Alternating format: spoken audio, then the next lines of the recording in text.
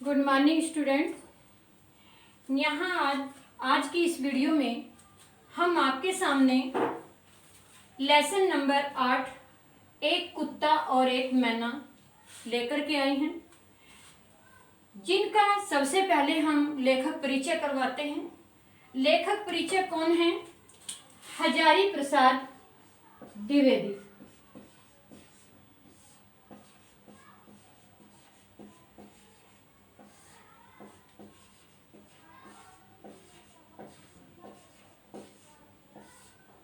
हजारी प्रसाद द्विवेदी एक कुत्ता और एक मैना के लेखक हैं।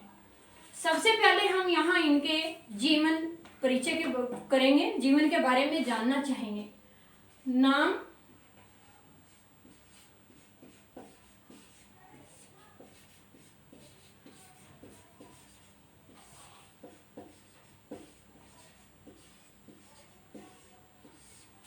हजारी प्रसाद द्विवेदी। इनका जन्म सन 1907 में हुआ था। इनका जो जन्म स्थान था गांव आरत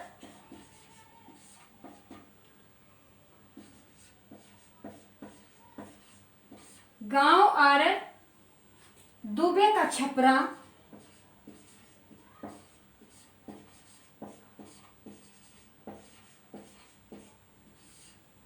दुबे का छपरा, जिला बलिया,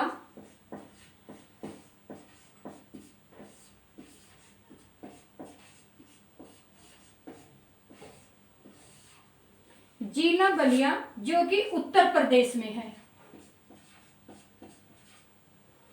उत्तर प्रदेश में हुआ था।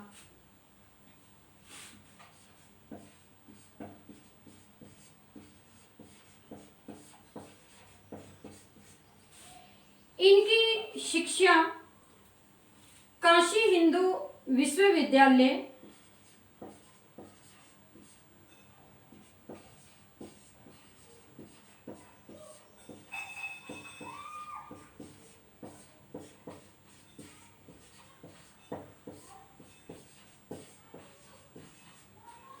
काशी हिंदू विश्वविद्यालय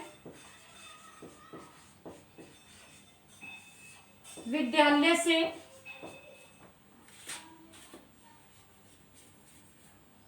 काशी हिंदू विश्वविद्यालय से हुई। शांति निकेतन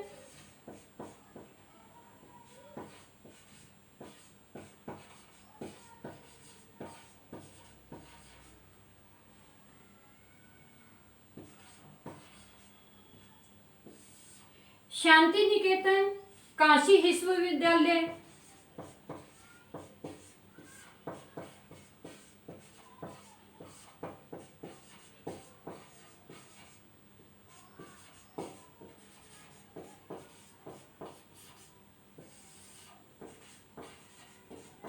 तथा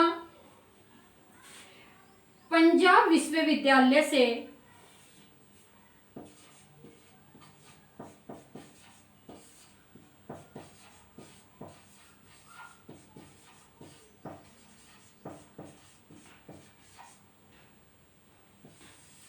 पंजाब विश्वविद्यालय में अध्यापन कार्य किया।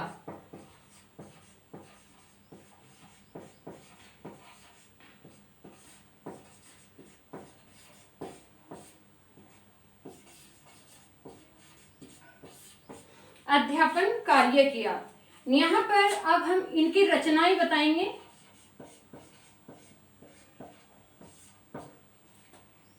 साहित्य का इतिहास,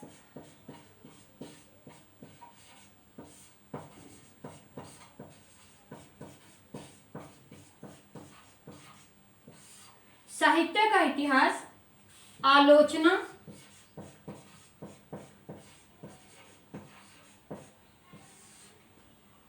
शोध,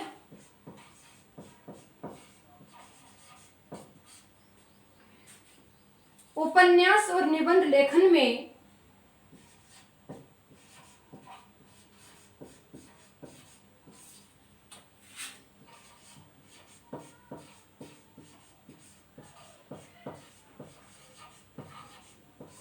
उपन्यास और लेखन में इनका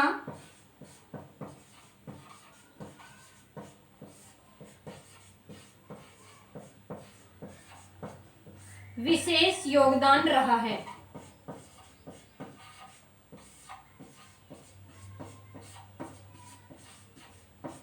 इनका विशेष योगदान रहा है। अब इनके जो रचनाएं हैं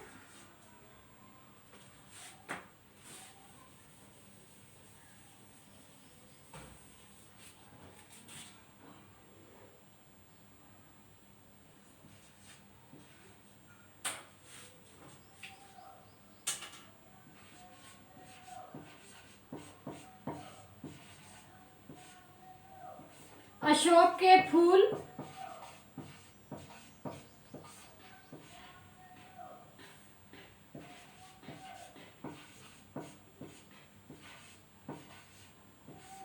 अशोक के फूल, कुटिज, बाण भट्ट की आत्मकथा,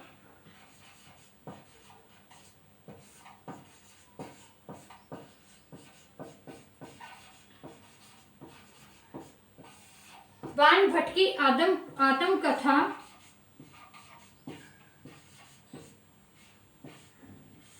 पुनर्वा, हिंदी साहित्य,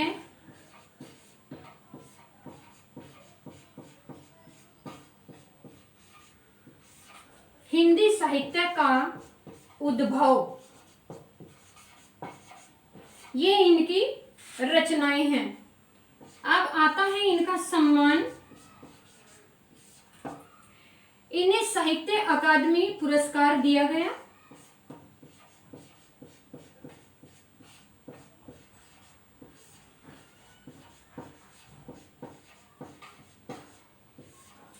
साहित्य अकादमी पुरस्कार व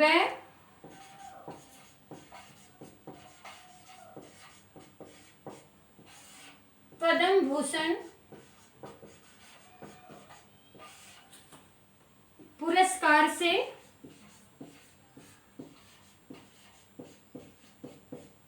नवाजा गया। इनकी भाषा शैली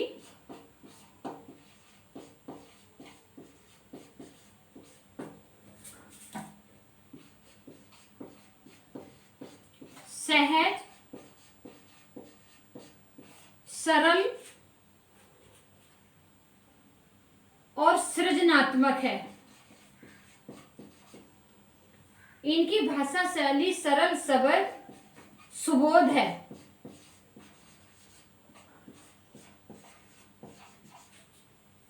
और इनकी मृत्यु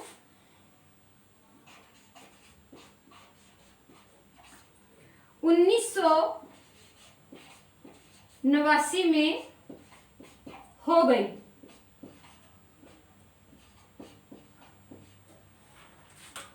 बच्चों, ये हजारी प्रसाद द्विवेदी जी का जीवन परिचय है जो अभी आपको करवाया गया है।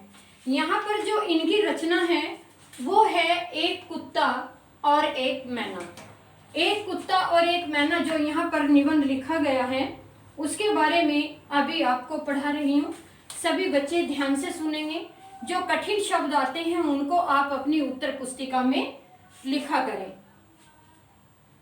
आज से कई वर्ष पहले गुरुदेव के मन में आया कि शांति निकेतन को छोड़कर कहीं अन्यत्र यानी कि कहीं और अन्य जगह रहा जाए।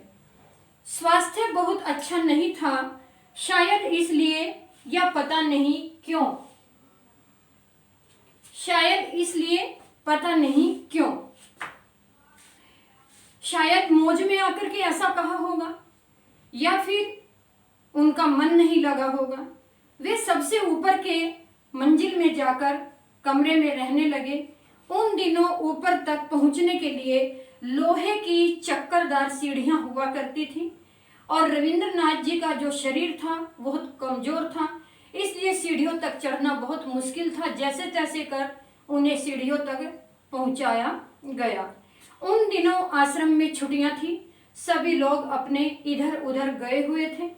एक दिन हमने, यानी कि लेखक कौन कहता है, वो कह रहा है लेखक, कि एक दिन हमने सब परिवार सहित रविंद्रनाथ जी के दर्शनों की अभिलाषा प्रकट की, यानी कि उनकी पत्नी ने, और हमने दर्शनों की ठान ली। दर्शन को जो मैं यहाँ विशेष रूप से दर्शनीय बनाकर लिख रहा हूँ, इसका कारण यह है कि गुरुदेव के पास जब कभी भी मैं जाता तो वे प्राय ये कहकर मुस्कुरा देते थे कि क्या दर्शनार्थी लाए हो। शुरू में मैं उनसे बांग्ला में बात करता था, जो वस्तुतः हिंदी मुहावरों का अनुवाद हुआ करती थी।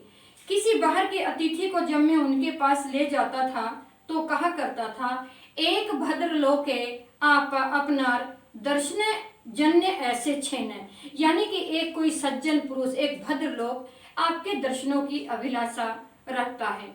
यह बात बांग्ला में उतनी नहीं जची जितनी हिंदी में लेखक ने गुरुदेव को बताई। इसलिए सुनकर गुरुदेव जरा मुस्कुरा देते हैं और मुझे उनका मुस्कुराना मालूम हुआ कि यह मेरी भाषा बहुत ही पुस्तकीय है। और गुरुदेव ने उस दर्शन शब्द को ऐसे पकड़ लिया कि मानो कभी छोड़ने का नाम ही नहीं लिया। इसलिए दर्शनार्थी लेकर आए हो, उन्होंने मुझसे पूछा, यहाँ यह दुख के साथ कह देना चाहता हूँ कि अपने देश के दर्शनार्थियों में कितने ही प्रागल्भ्य, यानी कि कितने ही वाचाल मतलब अधिक बोलने वाले होते थे। समय असमय, स्थान अस्थान, अवस्था अनवस्था एकदम परवाह नहीं करते और रोकते रहने पर भी भीड़ इकट्ठी कर लेते हैं। ऐसे दर्शनार्थियों से गुरुदेव कुछ भीत यानी कि डरे से रहते थे। अस्तु मैं बाल बच्चों के, यानी कि मैं अपने सभी बाल बच्चों के साथ श्री निकेतन जा पहुंचा। कई दिनों से मैंने उन्हें देखा नहीं था। गुरुदेव वहां खड़े आनंद में थे, अकेले रहते थे। भीड़ भाड़ उतनी नहीं होती थी जितनी शांति निकेतन में। जब हम लोग ऊपर गए तो गुरुदेव बाहर एक कुर्सी पर चुपचाप बैठे अस्तगामी सूर्य की ओर, यानी कि पश्चिम की ओर जिधर सूर्य छिपता है उधर मुंह करके कुछ ध्यान मुद्रा में देख रहे थे। हम लोगों को देखकर थोड़ा मुस्कुराए, बच्चों से जरा छेड़छाड़ की, कुशलता पूछी और फिर चुप हो रहे। ठीक उसी समय उनका कुत्ता धीरे धीरे ऊपर आया और उनके पैरों के पास खड़े होकर पूंछ हिलाने लगा। वो तब तक खड़ा रहता था जब तक गुरुदेव के हाथों का स्पर्श वो ग्रहण नहीं कर लेता था। और गुरुदेव कहते, अरे तुम यहाँ कैसे आ गए? तो वह और जोर से पूंछ हिलाने लगता, मानो उसे अब तृप्ति हो गई हो। फिर वो हमारी ओर मुंह करके कहने लगे, ये देखो, इन्हें कैसे बता दिया किसी ने कि मैं यहाँ हूँ, ये यहीं चले आए। हम लोग उस कुत्ते के आनंद को देखने लगे। किसी ने उसे राह नहीं बताई, रास्ता नहीं बताया और ये भी नहीं बताया कि तुम्हारा स्नेहदाता, यानी कि तुम्हें स्नेह देने वाला कहाँ रहता है। 1 मील दूर, 2 मील दूर, फिर भी वह वहां पहुंच गया। इसी कुत्ते को लक्ष्य करके गुरुदेव जी ने एक आरोग्य नाम की पुस्तक लिखी। इस भाव की एक कविता में पिरोए प्रतिदिन प्रातःकाल यह भक्त कुत्ता स्तब्ध होकर आसन के पास तब तक बैठा रहता था जब तक गुरुदेव के हाथों का स्पर्श नहीं कर लेता था। इसका संग नहीं स्वीकार करता। इतनी सी स्वीकृति पाकर उसके अंग अंग में आनंद का प्रवाह बह उठता। इस वाक्यहीन प्राणी लोक में सिर्फ यही एक ऐसा जीव है जो अच्छा बुरा सबको भेद कर संपूर्ण मनुष्य को देख सका है। इस आनंद को देख सका है जिसे प्राण दिया जा सकता है, जिसमें अहतुक यानी कि बहुत प्रेम ढाल दिया जा सकता है, जिसकी चेतना असीम चैतन्य लोक के परले पार दिख सकती है। जब मैं इस मुख हृदय का प्राणपन आत्म निवेदन करता हूँ, जिसमें यह अपनी दीनता यानी कि अपनी गरीबी लाचारी बताता है, तब मैं यह सोच नहीं पाता कि उसने सहज बोध से मानव स्वरूप में कौन सा मूल्य आविष्कार किया है। इस भाषाहीन दृष्टि की करुण व्याकुलता जो कुछ समझती है उसे समझा नहीं पाती और मुझे इस सृष्टि में मनुष्य का सच्चा परिचय समझा देती है कि आज के युग में एक मनुष्य दूसरे मनुष्य के साथ सच्चा प्यार निस्वार्थ भाव से नहीं, उसके अंदर कहीं ना कहीं स्वार्थ छिपा होता है। लेकिन ये एक ऐसा प्राणी जो निस्वार्थ प्यार की खातिर अपने गुरुदेव के पास चला आता है। मुझे इस सृष्टि में और कोई दिखाई नहीं देता। दृष्टि के भीतर उस विशाल मानव सत्य को देखा है जो मनुष्य के अंदर भी नहीं देख पाता। जब मैं यह कविता पढ़ता हूँ तो तब मेरे सामने श्री निकेतन के तीसरे मंजिल का कमरा, जो वहाँ घटना घटी, वह एकदम प्रत्यक्ष रूप से मेरे सामने आ जाती है। वह आंख मूंद कर अप्रिसीम आनंद, वह मुख हृदय का प्राणपन, आत्म निवेदन मूर्तिमान हो जाता है। उस दिन मेरे लिए वह एक छोटी सी घटना थी, आज वह विश्व की अनेक महिमाशाली घटनाओं की श्रेणी में बैठ गई। क्यों? क्योंकि उस वक्त केवल लेखक ने यह घटना देखी थी और आज इसे पूरा भारत इस कथा के रूप में सुन रहा है, पढ़ रहा है, समझ रहा है। उल्लेख की जा सकती है। मैं जब कविता पढ़ता हूँ तो मेरे सामने वो घटना ताजी हो जाती है। एक छोटी सी घटना थी, लेकिन शरीर विश्व की अनेक महिमाशाली घटनाओं की श्रेणी में बैठ गई। एक आश्चर्य की बात एक प्रसंग के माध्यम से और हुई। जब गुरुदेव का चिता भस्म कोलकाता से आश्रम में लाया गया तो तब वह अपनी आंखें बंद कर शांत भाव में गुरुदेव के चिता भस्म के पास घंटों तक बैठा रहा। उस समय भी न जाने कि सहज बोध के बल पर वह चुपचाप अपरिसीमित, यानी कि इसके चुप रहने की, सोचने की कोई सीमा नहीं थी। वह कुत्ता आश्रम के द्वार तक गया, चिता भस्म को देख बिल्कुल आंखें बंद करके बैठा रहा। आश्रम वासियों के साथ शांत गंभीर भाव से उत्तरायण तक गया, यानी कि जहां तक उनका शरीर गया। आचार्य अक्षति मोहन सेन सबसे आगे थे। उन्होंने मुझे बताया कि चिता भस्म के पास यह कुत्ता थोड़ी देर बैठा और फिर भी चुपचाप बैठा रहा। उसने कोई उत्पात नहीं मचाया।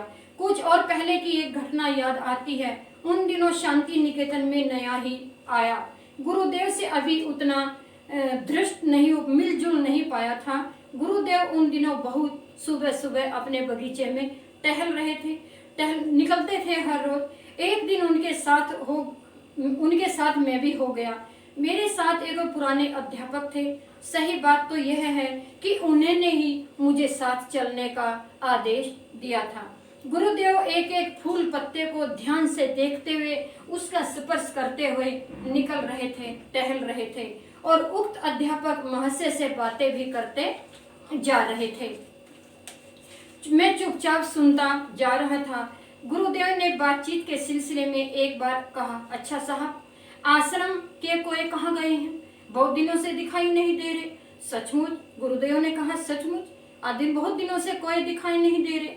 मैंने तब तक कौवे को सर्वव्यापक पक्षी ही रखा था कि कौवे जो होते हैं वो सब जगह पाए जाते हैं। अचानक उस दिन मालूम हुआ कि ये भले आदमी भी कभी कभी प्रवास को चले जाते हैं, कि कभी कभी अपना स्थानांतरण, अपनी जगह बदल लेते हैं। कौवे ने की आधुनिक साहित्यकों से उपमा दी है, क्योंकि इनका मोटो है मिस्चीफ फॉर मिस्चीफ, यानी शरारत के लिए शरारत। तो क्या कौवों का प्रवास भी किसी शरारत के उद्देश्य से कम नहीं? प्राय एक सप्ताह के बहुत कोई दिखाई दिए।